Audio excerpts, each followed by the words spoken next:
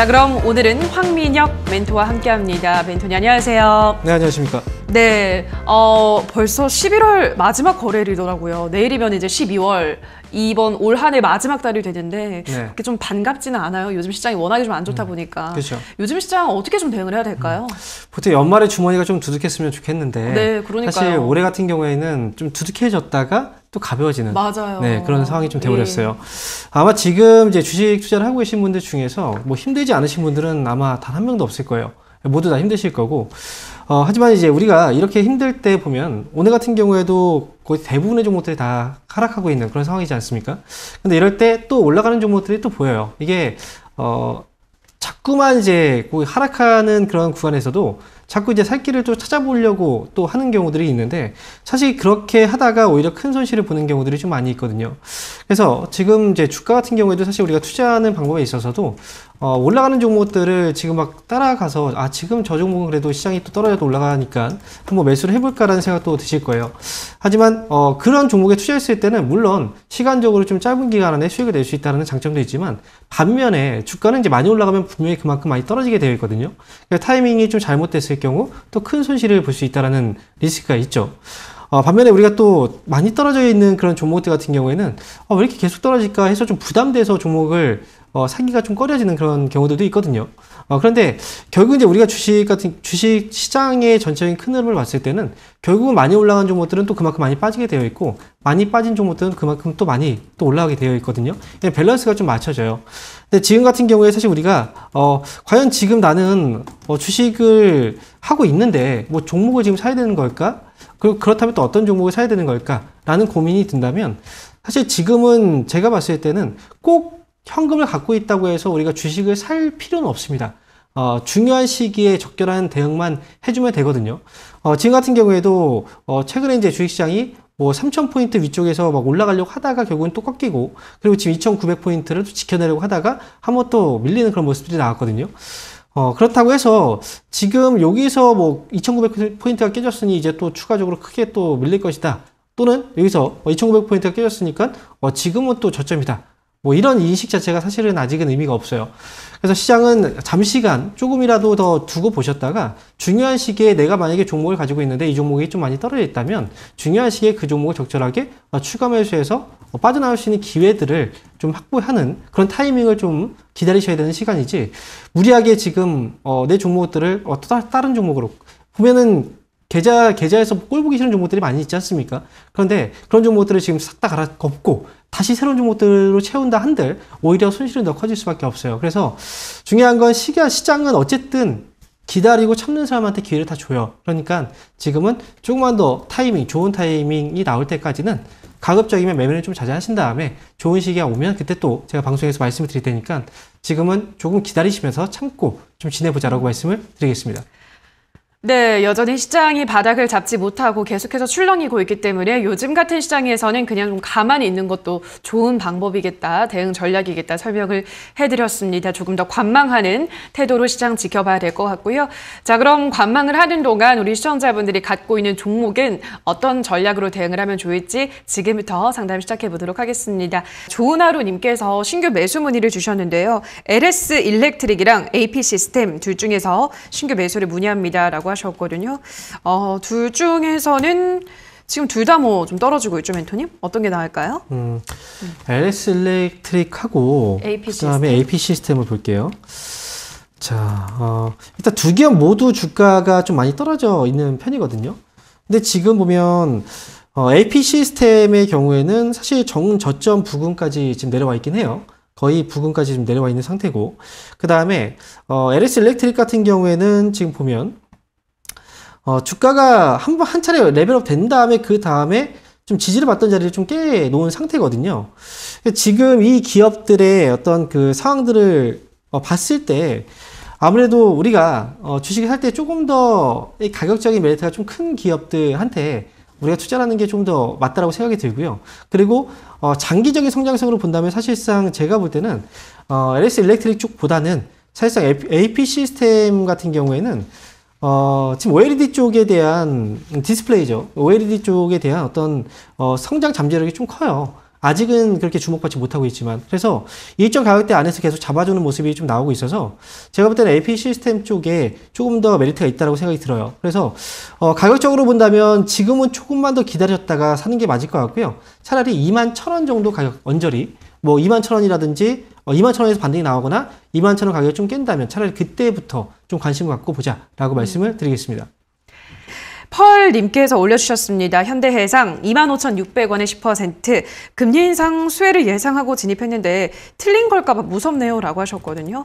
오늘 또 4% 좀 크게 빠지고 있습니다. 어떻게 보세요, 멘토님? 사실 지금은 금리 인상에 대한 문제보다는 지금 이제 오미크론이라는 더 크죠, 네, 그게. 그런 이제 그 바이러스에 대한 우려감 때문에 네.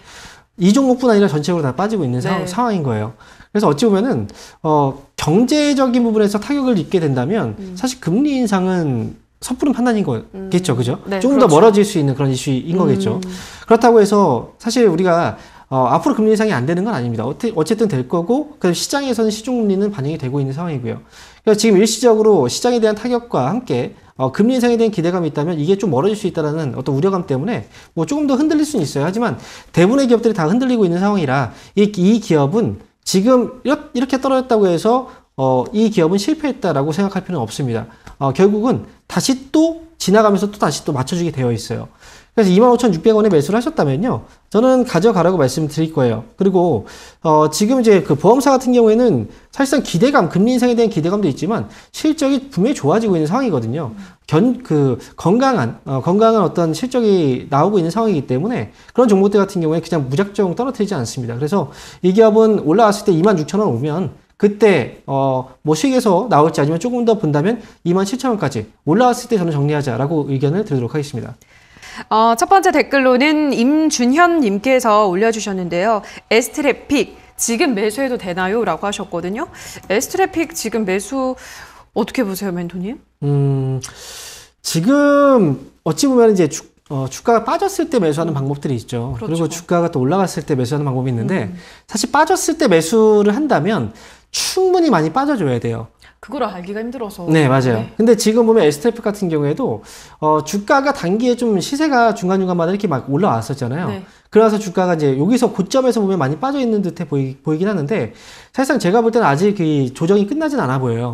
그렇기 때문에 지금 STF 같은 경우에는 지금 당장 매수를 하기보다는 지금 4,500원 정도 부근에서 아마 흐름이 좀 나타나게 된다면, 흐름을 좀 잡아주는 모습들이 나오게 된다면 차라리 그때 보는 게 좀 맞지 않을까라는 생각이 들고요. 지금 이 기업은 근데 사실상 제가 좀 말씀을 드리고 싶은 건 주가가 올라가고 떨어지고의 가장 중요한, 그리고 우리가 또 떨어졌을 때 우리가 매수를 할 때 어느 정도 좀 과감성이라든지 또는 편안하게 매수할 수 있는 그런 기업들은 대부분 어느 정도 실적을 좀 주고 있는 기업들이거든요. 근데 지금 STF 같은 경우에는 지금 계속 적자를 기록을 하고 있잖아요. 저는 지금 가격적인 부분에서도 지금 아직 메리트가 좀 그렇게 크진 않은 그런 상황이고, 실적도 우리가 좀 체크를 해본다면 1, 2, 3 지금 올해 같은 경우에는 4년째 영업 손실이 좀 예상이 되고 있거든요. 저는 이 기업은 패스하셨으면 좋겠습니다. 그래서 저는 S트래픽은 네, 매수는 하지 말자라고 말씀을 드리겠습니다. 네, 자 그럼 다음 댓글을 볼게요. 이번에는 비 오는 겨울이라는 오늘 날씨를 잘 표현해 주신 시청자분께서 올려주셨습니다. 삼성중공업 7,300원에 20% 견뎌야 할까요? 아니면 다 매도를 해야 될까요? 너무 괴롭습니다. 라고 많은 분들의 또 심정을 대변해 주셨습니다. 요즘 뭐 차트를 보면은 종목명 바뀌어도 다 똑같은 것 같아요. 차트 흐름이. 요건 어떻게 보세요? 삼성중공업은 사실 아마 제 방송 보시는 분들은 아실 거예요. 주가가 올라 3월달, 4월달 그리고 주가가 올라왔던 시기였잖아요. 그 전부터도 경고를 많이 해드렸어요. 분명히 이 회사의 그동안 이제 수주가 뭐 좋았다라고 얘기를 했어도 이 수주에 대한 실적이 분명히 좀 안 좋을 수 있기 때문에 이 회사는 올라올 때 잘 정리를 해야지 올라올 때 매수하면 안 됩니다라고 계속 이제 유튜브에서도 굉장히 많은 자료들을 올려드렸었거든요. 지금 보면 삼성중공업뿐 아니라 두산중공업도 마찬가지예요. 두산중공업 두 회사가 거의 패턴이 비슷해요. 두 회사에 대한 경고를 해드렸을 때도 역시 뭐였냐면 그동안 부채에 대한 부분들도 있었고, 그 다음에 실제로 이제 실적이 없고 그 다음에 내부적으로 자금들이 부족한 상황이에요. 그렇다면 보통 이럴 때 주가를 띄워놨을 때 보통 유상증자 같은 걸 하거든요. 자금을 이제 끌어오기 위해서. 두산중공업도 지금 최근에 그런 이유 때문에 떨어진 거고, 결국 삼성중공업도 그런 이유 때문에 떨어진 거예요. 그런데 지금 보면 너무 높은 가격에 사셨어요. 그렇다면 지금 이 가격에서는 정리해야 되느냐? 정리할 수가 없는 가격이에요. 이 정도의 거품이 일단 빠진 상태고, 그리고 수주, 조선업종에서의 수주에 대한 질은 아직 몰라요. 질적인 부분에서 개선은 아직 모릅니다. 하지만 수주에 대한 모멘텀들이 계속 있기 때문에, 그래서 그 모멘텀으로라도 주가 올라왔을 때 정리를 하시는 게 맞아요. 지금은 삼성중공업은 좀 힘든 싸움이지만 좀 견디셔야 될 필요가 있고요. 제가 볼 때 나중에는 6,000원 넘어오면 그때 다시 한번 질문을 주시는 게 어떨까 싶어요. 그래서 조금만 더 참고 좀 기다리셨다가 올라오면 그때 다시 한번 전화를 주십시오. 이렇게 말씀드릴게요. 네, 자 그럼 다음 댓글을 볼게요. 이번에는 시간투자라는 님께서 올려주셨습니다. 오로스 테크놀로지 25,100원에 10% 우상향 중인데 전만 부탁합니다. 라고 하셨거든요. 와, 지금 수익을 잘 보고 있으십니다. 어떻게 해볼까요? 조금 더 가져가 볼까요, 멘토님? 네.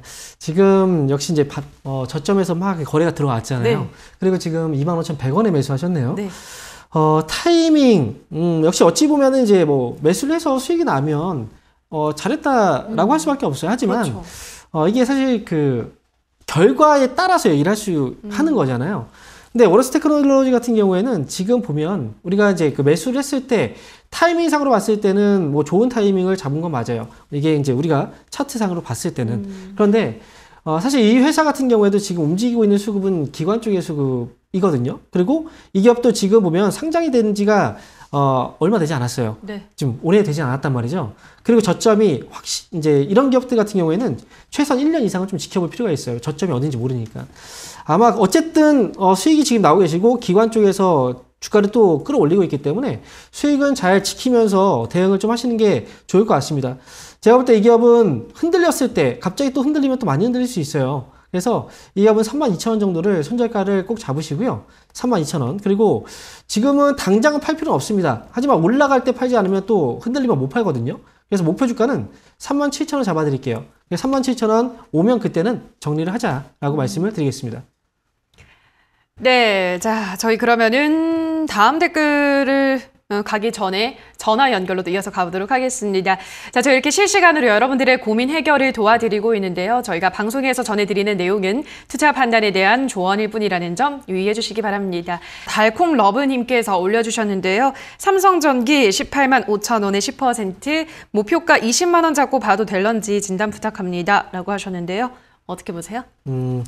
20만 원이라는 가격을 뭐 얘기를 할 수는 있어요. 하지만 이게 시간적인 부분이 또 있잖아요. 네. 언제까지 기간을 두고 20만 원까지 할 것인가. 근데 어쨌든 삼성전기라는 회사는 나중에 어느 일정 기간 지나고 나면 20만 원 또는 20만 원 이상까지 넘어갈 수는 있어요. 근데 투자하시는 분께서 시간적으로 굉장히 또 오랜 시간을 기다려야 될 수도 있다라는 거죠. 제가 드릴 수 있는 건 현실적인 목표 주가를 일단 드릴 텐데요. 기간적인 부분과 뭐 여러 가지 고려를 했을 때 일단은 목표 주가를 한 번에 위쪽으로 먼저 볼 게 아니라 단계적으로 보시는 게 좋아요. 그래서 저는 지금은 가장 먼저 19만 원을 먼저 올라오는 게 급선무고요. 19만 원 넘어서야 그때 20만 원이 가능한 겁니다. 그렇기 때문에 저는 목표 주가는 19만 원으로 제시해 드리겠습니다. 네, 이번에는 신비님의 댓글 보도록 하겠습니다. LG생활건강 145만 7천 원에 15% 사고 나서 계속 빠지네요. 어찌 대응할까요? 라고 하셨는데요. 지금 이 종목은 거의 바닥까지 온 것 같은데요, 멘토님? 어떻게 보세요? 사실 증권사에서 이 회사 같은 경우에는 뭐 올해도 뭐 좋다 얘기를 했던 보고서도 굉장히 많았고, 그리고 또 정작 그때 고점을 찍고 주가가 많이 떨어졌어요. 네. 그리고 이제 떨어지기 시작하니까 또 안 좋은 보고서들이 굉장히 또 많이 나오고 있단 말이죠. 즉 분위기에 따라서 계속 보고서들 나오는 것들을 믿을 필요는 없고요. LG생활건강이라는 회사도 사실 뭐 실적에 대한 우려감들 때문에 주가가 또 떨어지기 시작을 했던 거거든요. 그런데 이 회사를 좀 긴 관점에서 지켜보면 항상 주가의 상하 변동성이 좀 큰 기업이에요. 하지만 한 가지, 이 회사는 꾸준하게 우상향하는 흐름을 갖고 있어요. 그렇다는 건 이 회사는 꾸준하게 성장을 하고 있는 회사라는 거죠. 그리고 LG생활건강의 경우에는 뭐 화장품 사업도 있지만 또는 생필품 쪽의 사업도 있고, 그리고 이 외에도 분명히 M&A를 통해서 그동안 많이 회사가 커왔던 회사이기 때문에 앞으로도 지금 주가가 또 떨어졌지만 또 올라가는 시기가 또 옵니다. 그래서 저는 LG생활건강은 낙폭이 굉장히 또 과민했다라고 판단을 하고 지금 가격은 팔 가격은 아닙니다. 그래서 저는 이 회사는 저는 기다리셨으면 좋겠어요. 막 145만 7천 원에 샀는데 지금 손실 보고 팔 게 아니라 지금까지 기다렸다면 차라리 조금 더 참고 인내하고 기다렸다가 나중에 150만 원쯤에 왔을 때 그때 정리하자. 저는 이렇게 말씀드릴게요.